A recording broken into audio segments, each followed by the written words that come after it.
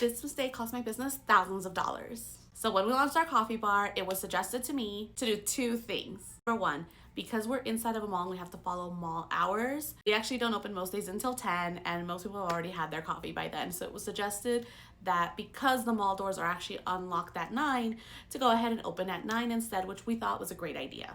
It was also suggested to me that to provide a delivery type service so that other employees in the mall could order from us. We also thought that was a great idea. These are two things that we implemented right away. Unfortunately, they just never panned out like we had hoped. Because we're in a mall, our coffee shop works a little different. Nobody stops by here on their morning commute to work and like parks here and goes into the mall to order their coffee. And even if they did, we opened too late for that, even with that 1 hour of opening earlier. When we first launched it, it was like October, weather was getting colder, it was starting to be like our busy season, holidays were coming up, so there was a lot more employees at the mall, so there was like a higher volume of people to serve. Unfortunately, we just never quite hit that mark for like the minimum number of drinks to do in that morning shift to justify paying 2 employees. So not only was I paying 2 employees that I really didn't need, but I was also paying them each an extra hour because we were opening an extra hour when really nobody was buying during that hour. So yeah, we did it for 6 months. We tried our best. We wanted it to stick, but it just didn't work. So unfortunately, I'm getting rid of those 2 things. But that's okay because I'm excited to revamp everything in May and just stick to what we do and stay in our lane. And instead of focusing on trying to like cast a wider net for morning commuters that are not going to stop here anyway,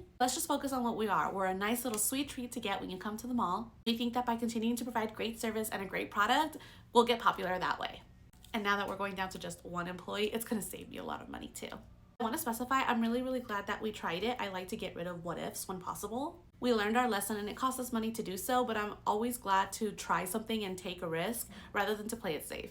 And I also want to specify that I think that this advice was given to us in good faith. It just unfortunately doesn't work for our type of coffee shop because we're in a mall. And that's okay. Sometimes you just have to try things, learn the hard way, pivot, and keep pushing forward. Okay, that's it. Bye!